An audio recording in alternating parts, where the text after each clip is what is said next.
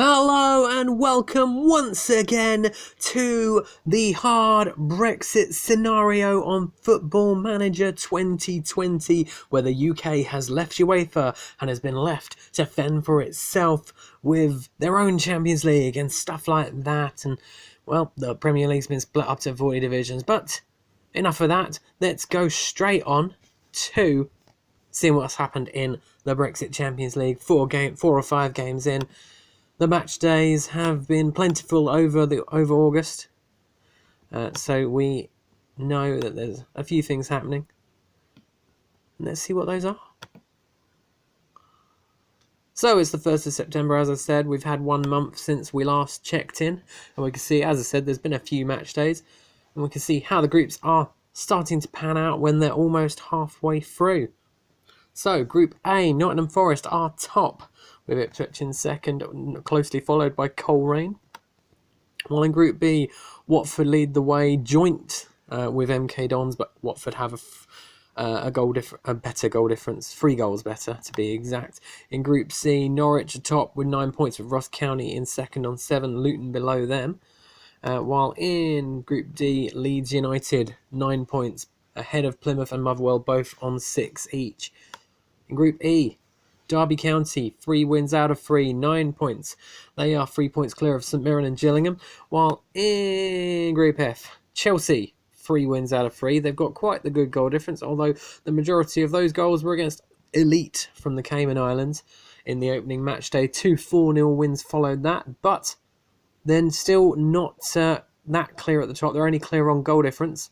Quite a good goal difference that is, but Swindon also have 3 wins out of 3, although they only beat Elite 4-1. Elsewhere, Group G, Manchester United, they're also with 3 wins out of 3, but not quite at the level of Chelsea. Theirs were only 1-0, 4-0 and 4-1, but they are also only top on goal difference, 8 goals clear of Kilmarnock, who also have 9 points, but they've also lost a match. In Group H, we can see that West Brom are 1 point clear of Bristol City. Queen of the South a little bit behind them. And in Group I, Reading are top.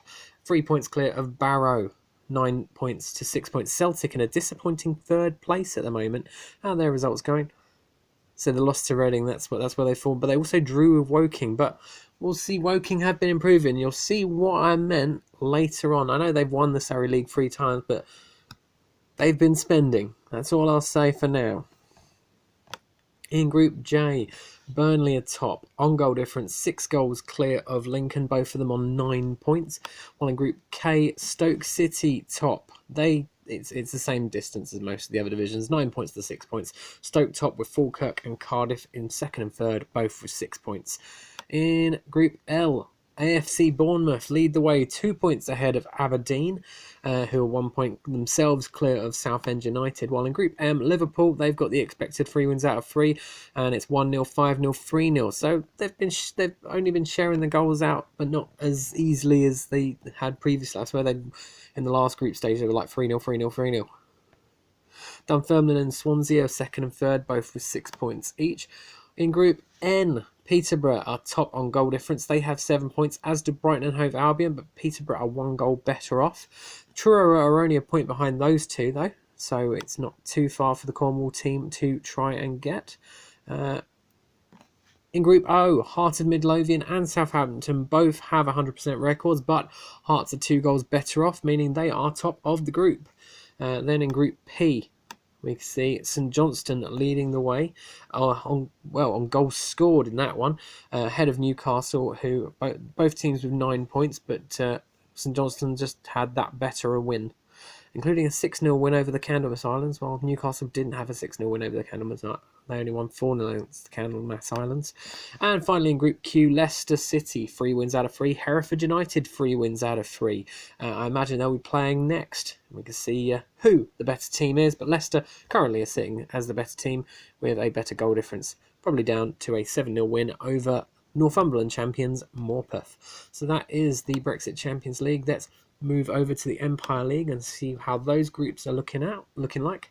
We'll have a quick run through with these ones. So Group A, first is currently Macclesfield by 3 points ahead of Wycombe Wanderers, while in Group B, Bath City lead the way, 3 points clear of Portsmouth and Cambridge. In Group C, Blackburn Rovers are top on goal difference ahead of Crawley, 3 goals clear, while in Group D, Bristol Rovers are top ahead of Scunthorpe on goal difference. In Group E, Carlisle United 9 points, Morton are second on 6, so 3 points the difference there. While in Group F, Hibernian are top, 100% record, 3 points clear of Rafe Rovers and Weymouth. While in Group G, Everton 3 wins out of 3 expected. They're actually joint top with Tweedmouth, who have exactly the same record. It goes down to head, and these two haven't had a match head to head yet. So it's down to it's down to alphabetical order at the moment in that group, with Everton leading the way. In Group H, Arsenal obviously 3 wins out of 3 there. 3 decent wins, but they are joint top with AFC Telford, who are behind only on goal difference at the moment, but they have lost a game to Arsenal. In Group I, Manchester City, another one where they've got the 3 expected wins out of the 3 matches played, but they still have yet to play the Delhi. I cannot wait to see how that one finishes. I imagine it will probably be like 17-0 to Man City or something. In Group J, Wolverhampton Wanderers, they are top on goal difference ahead of Chesterfield, and they've also got a game in hand on Chesterfield, so I imagine that one will go towards Wolves. In Group K, Colchester United, they have 9 points, Stranraer in second, 4 points behind them, while in Group L, Rangers are top. They have 9 points to Mansfield, 7 points. Group M, Sunderland, 3 wins out of 3 and 2 points clear of Portadown in second, while in Group N, Stevenage are top, ahead of Dorking and Burton, who both are 3 points behind them. In Group O, Huddersfield Town and Inverness Caledonian Thistle both on 9 points, but Huddersfield have the better goal difference. While in Group P, it's the same situation, except it's Hamilton top and Torquay in second on goal difference. And finally, in Group Q, Alloa Athletic, they are leading the way with 10 points ahead of Dundee United in second, 3 points behind, and Kings Lynn in third on an extra point behind them. So it's going interesting so far in the Brexit Champions League and Empire League. What about in the UEFA Champions League and equivalent competitions? Well, the qualifiers are finished and we can see what the group stage draw is now. So let's have a look through that. In Group A, Atletico Madrid, Besiktas, Budućnost of Montenegro and Napoli. While in Group B, Barcelona, Hapoel Beersheva, Shakhtar Donetsk and Shamrock Rovers of the Republic of Ireland make it. Group C, Bayer Leverkusen, HJK Helsinki, Young Boys and Juventus. While in Group D, Borussia Dortmund, Lechia, Slavia Prague and Zenit St. Petersburg. Group E, here's your group of death: Bayern Munich, Paris Saint-Germain, Benfica and Tavria of Crimea. Poor Tavria, you're going to get smashed, I feel. In Group F, Monaco, Fehervar of Hungary, Inter Milan and Lokomotiv Moscow. While in Group G, Copenhagen, Flora Tallinn, Real Madrid and Schalke. And finally in Group H, Astana of Kazakhstan, Red Bull Salzburg, Porto and Siroki Brijeg of Bosnia and Herzegovina. I think I mispronounced that. So it's an interesting draw. As I said, you got your group of death. Bayern and PSG drawn in the same group once again, and Benfica in there too to even things up. But Tavria, I don't think they're going to enjoy the group stage. Well, maybe they will, just being there. In the Europa League, we can see the draw is St Etienne, Mechelen, Trabzonspor and Zurich.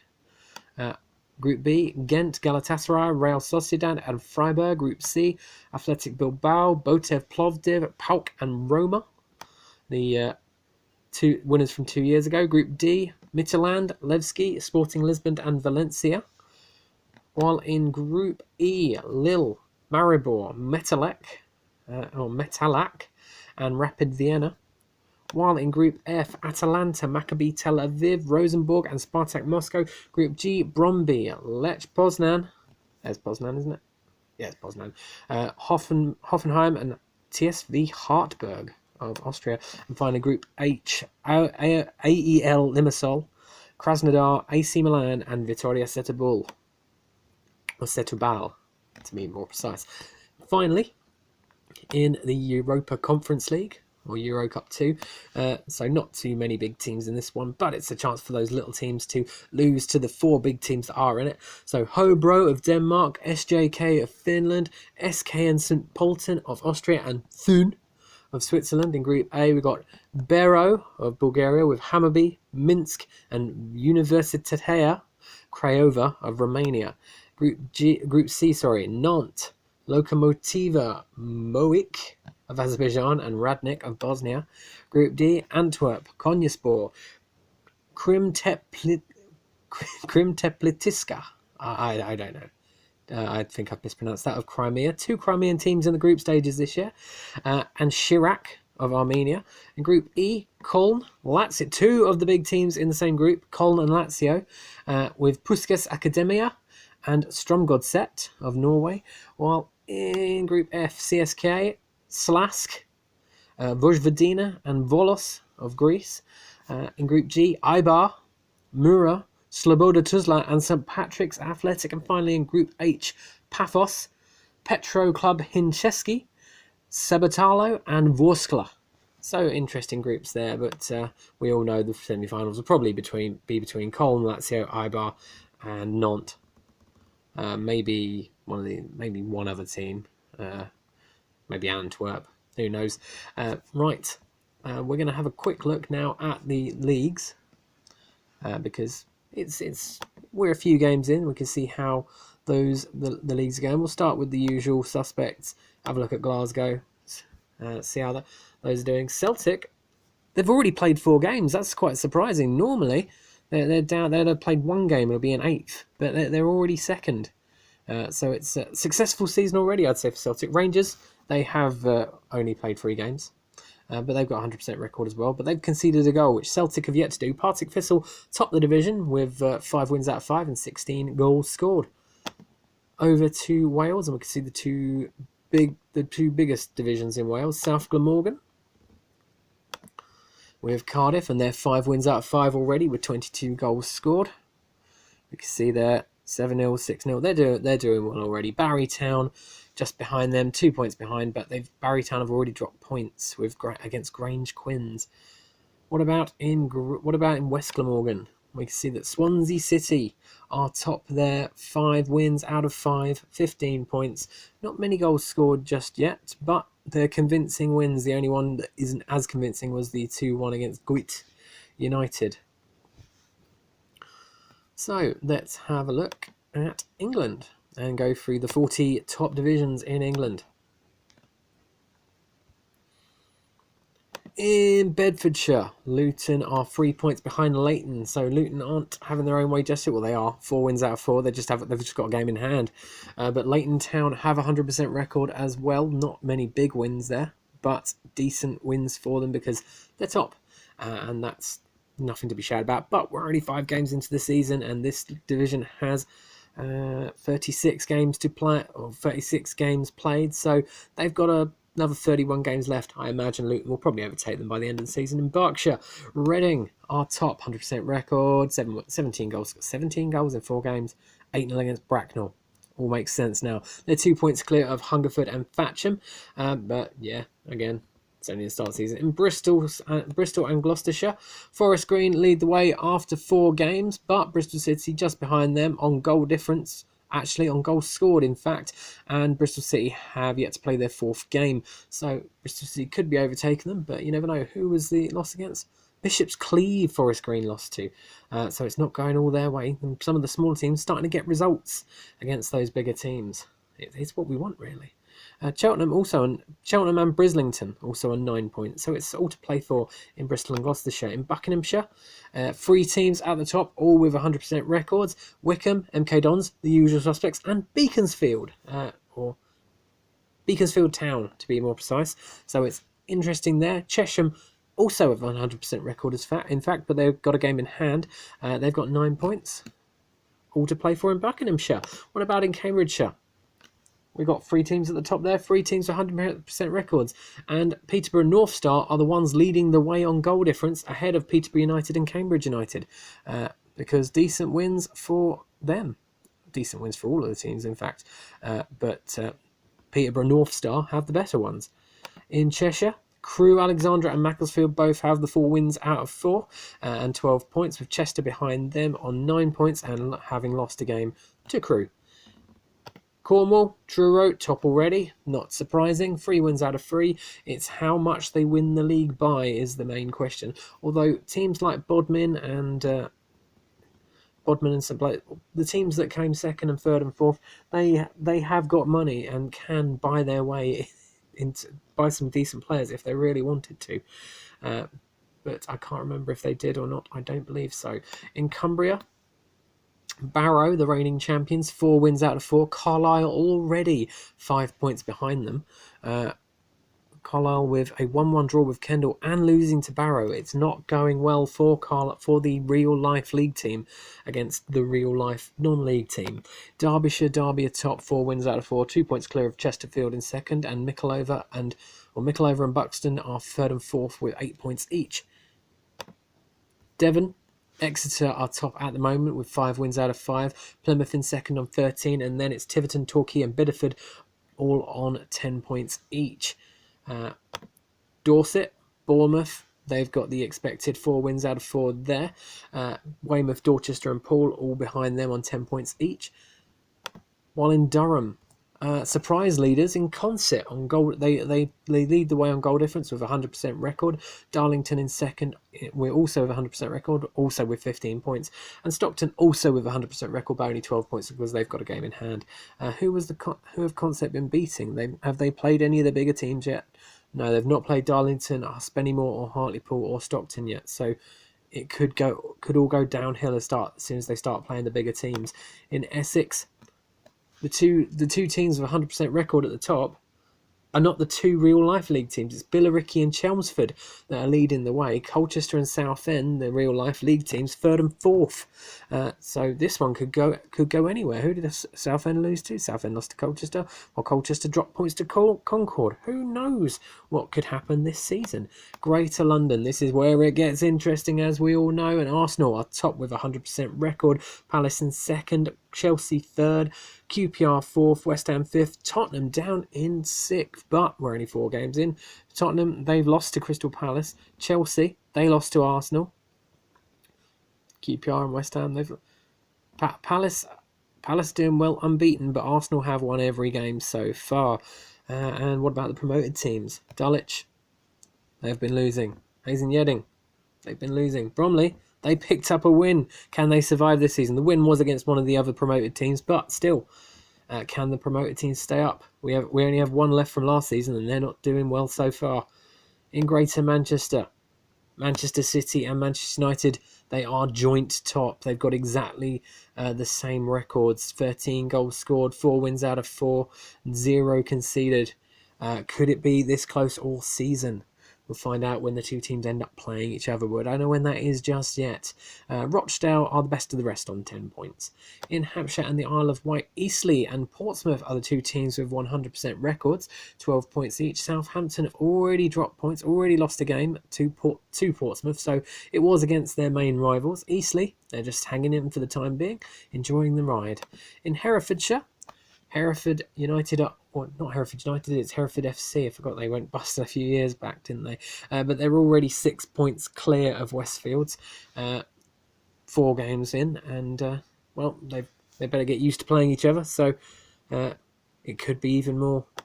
Probably will be even more. In Hertfordshire, 100% records for Watford and Boreham Wood, 4 wins out of 4, 12 points. Stevenage in third with 1 game already beat. They already lost a game, but that was to the main team in the division. London Colney also on 9 points. The promoted after the first season, I believe they were. So in Kent, Gillingham, they are top with Dover just behind them on goal difference, 12 points each. Ebbsfleet in third with 10 points.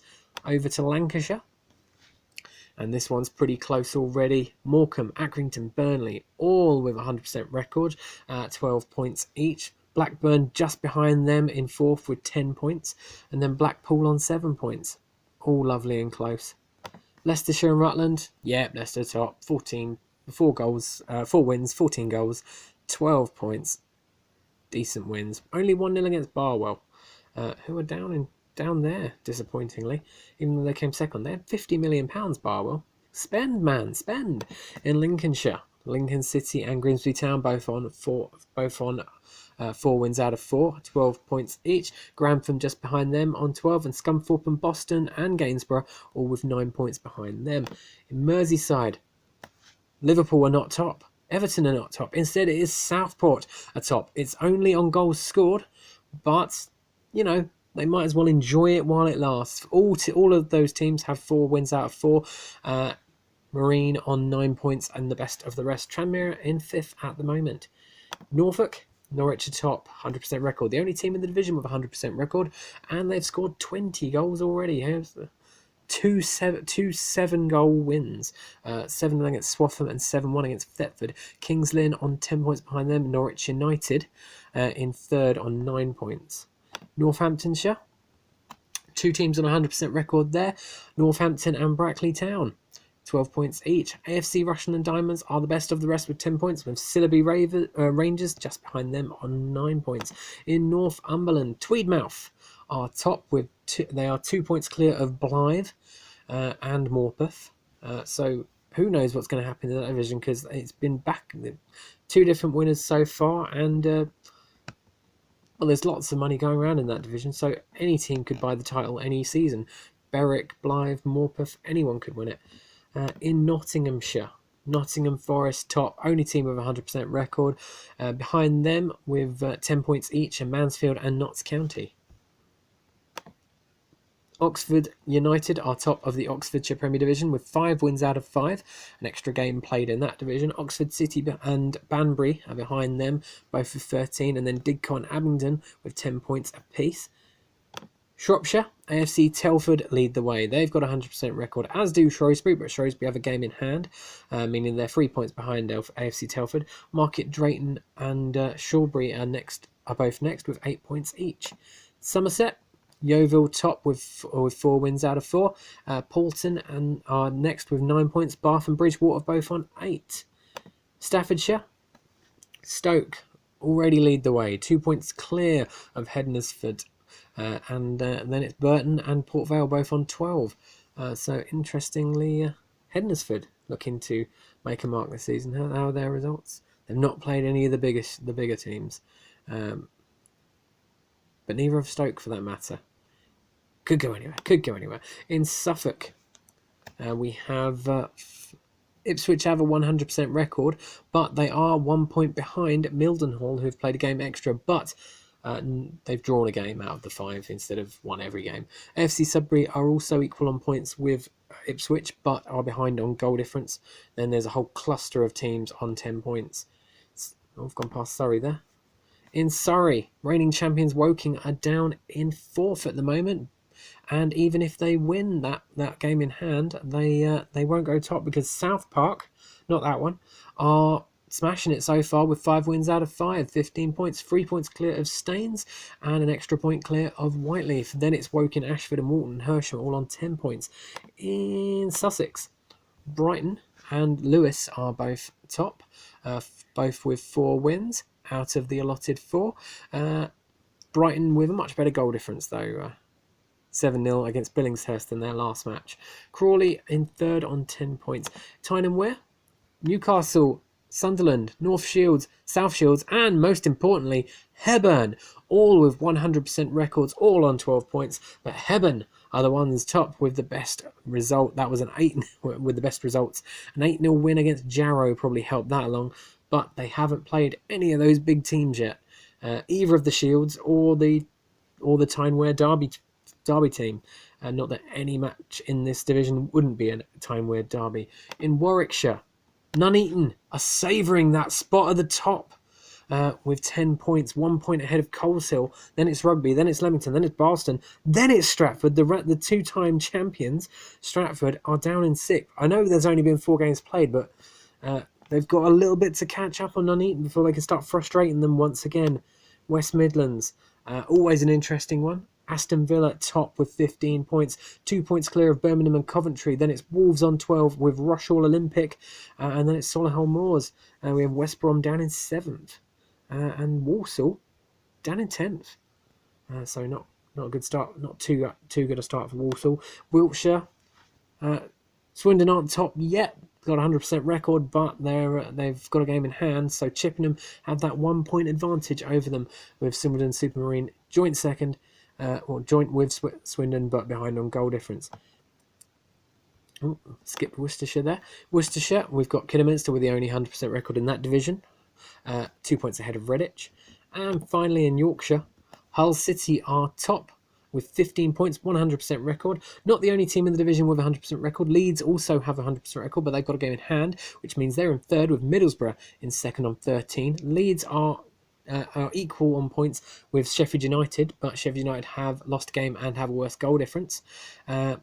Then we have Rotherham, Doncaster, Sheffield Wednesday. It's always interesting in the Yorkshire League. Leeds have a great goal difference there, so that would be down to just plenty of goals being shared around. We're going to just skip down to the London Championship, or Greater London Championship, see how Leyton Orient are doing. They've started with 5 wins out of 6. They've not won every game. They drew with AFC Hornchurch. Is it AFC Hornchurch? Just Hornchurch, apparently. They drew with them, so they've not got the 100% record that Carl Shulton have. Well done to Carl Shulton. Met Police, they're hanging in there. Okay, just going to slowly go through these, or I say slowly, quickly go through these. Pause it if you want to see how these leagues are going.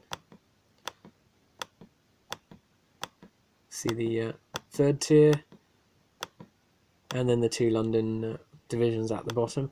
The FA Cup second round draws happen. This is where every team has now entered, and I'll quickly run through and see if there's any notable games. Tottenham playing St Helens, Millwall against Elburton Villa, Watford against Ashford, and Brighton playing Bracknell, Aston Villa against Sunderland RCA.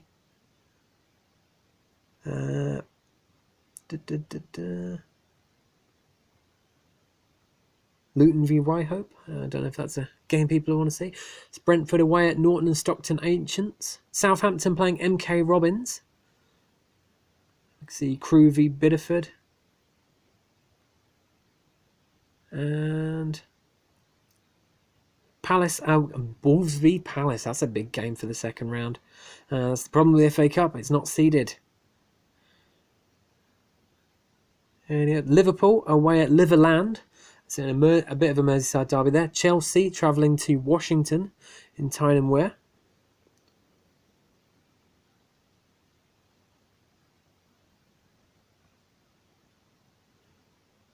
Is there any other teams that we can see? Bear in mind, I'm probably going to miss some. Bournemouth are playing Salisbury. I think Sunderland away at Barlston, if that's your cup of tea. My local team, Leicester Road, playing Kettering. Exciting. So many matches. Unfortunately, there's 256 matches in the second round of the FA Cup in this scenario. West Brom playing Carterton.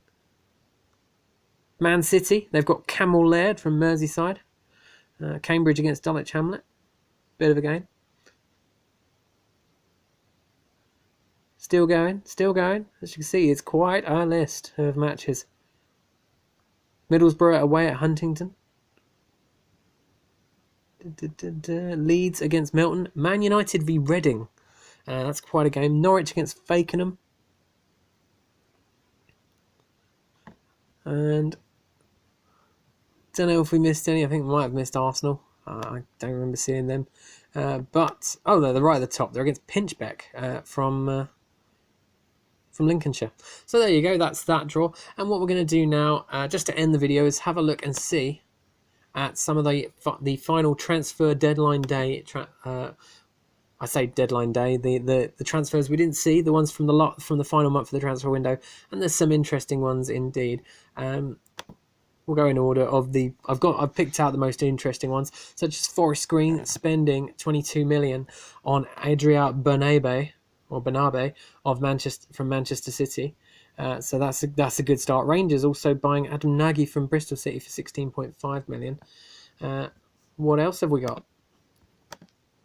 In Buckinghamshire, Ollie McBurney has gone to MK Dons for 24 million. So that's quite a decent deal there. Plus, Cheltenham bought Alex Patterson for 7.25 million. So splashing the cash. Initially, MK Dons didn't look like they were getting anyone, did they? And Wickham were picking up all the big players. Modu Barrow for Wickham as well. Cambridgeshire. Oh no, we weren't going down that way. We're going for the bookmarks. Cumbria was the next one. Carlisle spending 25 million on Josh De Silva from Brentford. Plus basically buying a whole new team, judging from some of those transfers. Who else we got? Derbyshire. Derby buying Raul Jimenez for £34.5 million. Could lead to 43 million in the end. Plus, they bought a bunch of other players, including a bunch of Man City reserve players, but we already knew about those ones. What about in Essex? Essex Southend, 21 million on Lewis Dobbin from Everton, to 18.25 million for Faustino Anjorin from Chelsea. Some interesting big signings. Both them and Colchester very active on the transfer market before deadline day, which has gone now, by the way. In Greater Manchester, this was the big signing that we were querying on the last edition. Erling Haaland going to Manchester City for 38 million. I thought it was too cheap. Apparently not. They've lost Zinchenko now as well. But Kolasinac has joined Manchester United for 33 million. Plus a few others that, but I think we knew most of them from the last edition, including that huge Harry Kane signing for Manchester United. In Hampshire and the Isle of Wight, Southampton buying Timu Bakayoko from Chelsea to join former teammate Ionut Radu. They also bought Alfredo Morelos from Liverpool, and they're all for over a lot of money. I think the rest we already knew about. Yeah, I'm pretty sure we already knew about the other ones there. What about in Herefordshire? Now this is traditionally not a big money division. Well, that's about to change because Hereford spent 20.5 million on Manchester City reserve player Anthony Jenkins. Hereford are getting in the act now. It's good to see. It also probably not good for the rest of the Herefordshire League because they haven't spent that big money, but it's nice to see a bit big money being spent in the littler places. Hertfordshire. Watford spent 39.5 million on Omar Richards from Reading. And they bought Granit Xhaka from Arsenal for 28.5 million. So interesting players. And Emerson from Barcelona. Let's not forget that one for 13.5 million. Watford flashing the cash, making up for losing all of these players in the transfer window. In Lincolnshire, Scunthorpe bought Jake Rooney from Burnley for 17.75 million to trump all those other the two big Lincoln signings from earlier in the transfer window. In bookmarks, in Nottinghamshire, Notts County went crazy. 20 million for Russian Hepburn Murphy from Aston Villa, which trumps Nottingham Forest's big signing Joe Aribo for 16.5 million, as well as Ayoze Perez and Pablo Maffeo. I think Maffeo and Aribo were already there. Perez is joining them from Leicester, though. Jumping across to the other bit of the East Midlands. Daniel James, as we remember from the last edition, joining Mansfield. Still funny. What about in Staffordshire? Benica Phobie leaving Stoke for 38.5 million to Spurs, but Mitrovic joining Stoke for 33.5 million. Now that is a great signing for Stoke, definitely looking to retain their crown. Sean Maguire, I think that was on the last edition. It was just the Mitrovic signing really I wanted to go through there. What about in Surrey? Another one that's traditionally a low transfer market, but as I said earlier in the video, Woking have been on the spend. 14 million, another Man City reserve going for silly money. Woking spending 14 million on Joe Tosun of Man City. I think it's a regen. He is a regen. Basically, Man City, load of Man City regens are going for silly money, clearly. Sussex. This is my favourite transfer of the window. Alexandre Lacazette joining Brighton for 20.5 million. Great money, or great transfer. Makes up for them losing two of their bigger players, Trossard and Malaka. I don't know who Malaka was, but he's joined Lazio, so he can't be that bad. Dunk's left for Burnley as well. What about in Tottenham Wear? Well, there's your big transfer of the window. Alex Oxlade-Chamberlain leaving Liverpool for Newcastle for £41 million. That is some crazy money. Sunderland have signed Tom Ince. I don't know if that was on the last video, but now you know if you didn't before. And finally, in Worcestershire, another low money division has had an injection of cash. Kidderminster signing Chelsea reserve Jack Richardson-Watson for 23.5 million. Yes, that goes with all those other signings that Kidderminster have made that aren't quite as much money. But yeah, so the small teams are finally getting their spend on. And that will do for this edition of the Brexit scenario. So until the next time, next time we will see the draw for the Club World Cup, as is tradition, and we'll see how the Champions Leagues are going at the time, and we'll have a look for all the leagues again, and might even make it like a bit less than 35 minutes next time. So until then, like, subscribe, and rock on!